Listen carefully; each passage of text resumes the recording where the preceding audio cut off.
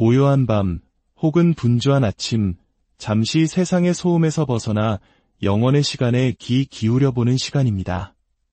오늘 우리는 성경의 가장 깊고 신비로운 예언 중 하나인 마지막 때와 휴거에 관한 놀라운 통찰을 함께 나누고자 합니다. 오늘의 이야기가 여러분의 마음에 작은 울림을 준다면 구독과 좋아요를 통해 이 영적인 여정에 동참해 주십시오. 여러분의 동참 하나하나가 저희에게는 하나님의 귀한 격려로 다가옵니다. 이 말씀을 듣는 모든 분들께 하나님의 평강이 함께하기를 기도합니다. 성경은 종종 우리에게 미래를 비추는 등불과 같다고 말합니다. 하지만 그 빛은 때로 안개 속에 가려진 것처럼 희미하게 느껴지기도 합니다. 특히 그날과 그때는 아무도 모르나니 라는 예수님의 말씀처럼 우리는 마지막 때의 정확한 시점을 결코 알 수 없습니다. 하지만 성경은 우리에게 시대의 징조를 분별하라고 가르칩니다. 그리고 지난 한 주간 성령님께서는 제 마음을 이끌어 아주 특별한 성경 구절들로 저를 안내하셨습니다. 마치 흩어져 있던 퍼즐 조각들이 제자리로 맞춰지듯 하나의 거대한 그림이 드러나는 경험이었습니다. 오늘 저는 그 여정의 끝에서 발견한 깨달음, 즉 휴거의 시점이 언제일지에 대한 가장 근접한 이해를 여러분과 나누려 합니다. 이것은 저의 개인적인 답이 아니라 성경 말씀과 성령님의 인도하심을 통해 얻은 소중한 발견입니다. 우리의 여정은 구약 성경 에스겔서 37장에서 시작됩니다. 이 장은 마른 뼈 골짜기의 환상으로 잘 알려져 있습니다. 하나님께서 선지자 에스겔을 데리고 가신 골짜기에는 생명이라고는 찾아볼 수 없는 마른 뼈들이 가득했습니다.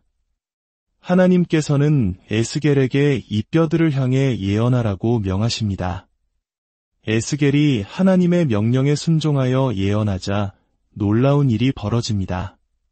뼈들이 서로 연결되고 그 위에 힘줄이 생기고 살이 오르며 피부가 덮였습니다. 그리고 생기가 그들 속으로 들어가자 그들은 살아나 자신의 발로 일어서게 됩니다. 성경은 이때 일어선 그들을 심히 큰 군대라고 묘사합니다. 여기서 첫 번째 질문이 생깁니다.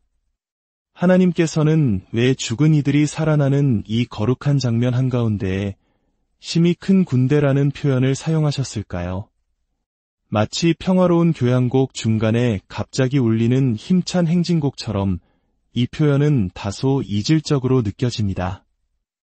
이스라엘의 회복을 이야기하는 과정에서 왜 갑자기 군대라는 단어가 등장하는 것일까요? 이 질문을 마음에 품고 우리는 계속해서 말씀을 살펴봅니다. 하나님께서는 이 마른 뼈들이 바로 이스라엘 온 족속이라고 직접 설명해 주십니다. 그들은 우리의 뼈들이 말랐고 우리의 소망이 없어졌으니 우리는 다 멸절되었다고 탄식하고 있었습니다. 이는 약 2000년 가까이 나라 없이 전 세계를 떠돌며 살아야 했던 이스라엘 민족의 절망적인 상황을 정확히 묘사합니다.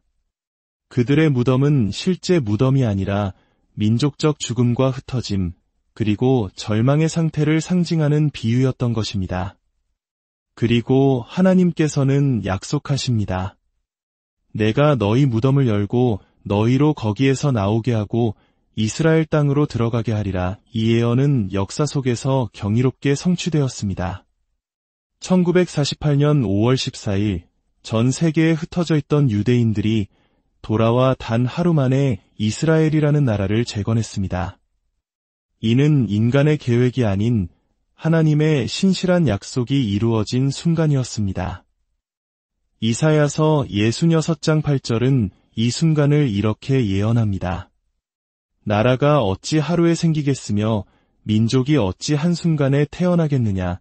그러나 시온은 진통하는 즉시 그 아들을 순산하였도다. 바로 1948년의 이스라엘이 예언의 성취였습니다. 하지만 여기서 중요한 점이 있습니다.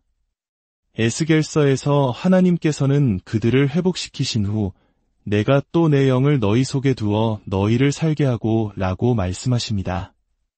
이는 1948년에 돌아온 이스라엘 백성들 대부분이 아직 예수님을 구주로 영접하지 않아 성령님이 그들 안에 계시지 않는 상태임을 암시합니다. 그들은 민족적으로는 회복되었지만 영적으로는 아직 하나님과의 완전한 연합을 이루지 못한 것입니다. 이제 우리는 다시 처음의 질문으로 돌아갑니다. 왜 심히 큰 군대라는 표현이 필요했을까요? 이 퍼즐 조각을 맞추기 위해 우리는 신약 성경으로 넘어가야 합니다. 사도 바울은 데살로니가전서 5장 3절에서 마지막 때의 징조에 대해 이렇게 말합니다. 그들이 평안하다, 안전하다 할 그때에 임신한 여자에게 해산의 고통이 이름과 같이 멸망이 갑자기 그들에게 이르리니 결코 피하지 못하리라. 이 구절은 휴거를 이해하는 데 있어 결정적인 단서입니다. 여기서 바울은 휴거 직전에 있을 한 사건, 즉 사람들이 평안하다, 안전하다 라고 말하는 순간을 언급합니다. 이것은 진정한 평화가 도래한 상태가 아니라 사람들이 이제 곧 평화와 안전이 올 것이라고 믿고 선언하려는 바로 그 순간을 의미합니다.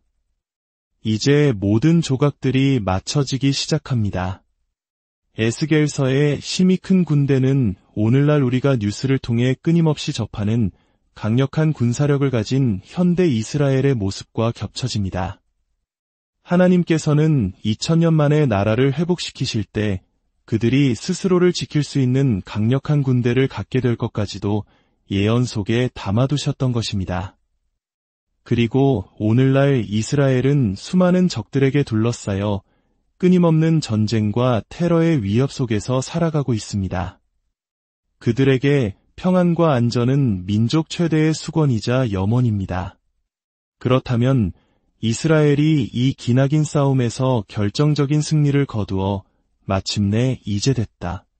드디어 우리에게 평안과 안전이 찾아왔다 라고 선언하려는 순간이 온다면 어떻게 될까요? 바로 그 순간이 사도 바울이 말한 평안하다, 안전하다 할 그때가 아닐까요? 이스라엘이 그들의 심히 큰 군대의 힘으로 승리의 문턱에 서서 안도의 한숨을 내쉬려는 바로 그 찰나. 성경은 그때에 갑작스러운 멸망이 임할 것이라고 말합니다. 그리고 이 갑작스러운 멸망이 시작되기 직전 하나님의 교회, 즉 성도들은 이 땅에서 들림을 받게 될 것입니다. 요한계시록 12장 5절은 이를 그 아이를 하나님 앞과 그 보좌 앞으로 올려가더라 라고 묘사합니다. 여기서 올려가더라는 단어가 바로 휴거, 즉 채어 올라감을 의미하는 하르파조입니다. 정리해 보겠습니다. 첫째, 에스겔의 예언대로 마른 뼈와 같던 이스라엘 민족은 1948년 단 하루 만에 나라를 되찾으며 다시 살아났습니다. 둘째, 그들은 예언대로 심히 큰 군대를 이루어 오늘날까지 스스로를 지켜오고 있습니다. 셋째, 그들은 현재 자신들의 생존을 위협하는 적들과 치열한 전쟁을 벌이고 있습니다. 넷째, 만약 이스라엘이 이 전쟁에서 결정적인 승리를 거두어 평안과 안전을 선언하려는 순간이 온다면 그것은 성경이 말하는 마지막 때의 결정적인 징조가 될 것입니다. 다섯째, 바로 그 순간 휴거가 일어나고 이어서 세상에는 갑작스러운 멸망, 즉 7년 대환난이 시작될 것입니다. 이것이 제가 성경 말씀을 통해 발견한 휴거의 시간에 대한 가장 근접한 그림입니다. 물론 저는 그 날과 그 시를 알지 못합니다. 그것이 몇 주 후일지, 몇 달 후일지는 오직 하나님만이 아십니다. 하지만 우리는 사도 바울의 권면처럼 시대의 징조를 분별하며 깨어 있어야 합니다. 사랑하는 성도 여러분, 이 이야기는 우리에게 두려움을 주기 위함이 아닙니다. 오히려 우리에게 소망을 주기 위함입니다. 우리는 이 혼란스러운 세상의 끝이 파멸이 아니라 주님과의 영원한 연합이라는 것을 알고 있습니다. 지금 우리가 겪는 모든 고난과 아픔은 장차 우리에게 나타날 영광과 비교할 수 없습니다. 그러므로 우리는 더욱 깨어 기도해야 합니다. 세상의 뉴스와 사건들을 그저 세상의 일로만 보지 말고 그 안에서 일하시는 하나님의 거대한 계획을 발견할 수 있는 영적인 눈을 구해야 합니다. 그리고 언제 주님이 우리를 부르시더라도 아멘, 주 예수여 오시옵소서라고 기쁘게 화답할 수 있는 신부로 단장해야 합니다. 오늘 나눈 이 말씀이 여러분 각자의 삶의 깊은 묵상과 기도의 제목이 되기를 소망합니다. 성령님께서 여러분 각자에게 이 진리를 더욱 깊이 깨닫게 해주시기를 간절히 기도합니다. 주님의 다시 오심을 기다리는 모든 이들에게, 그리고 아직 그 소망을 알지 못하는 모든 이들에게 하나님의 은혜와 평강이 넘치기를 축원합니다.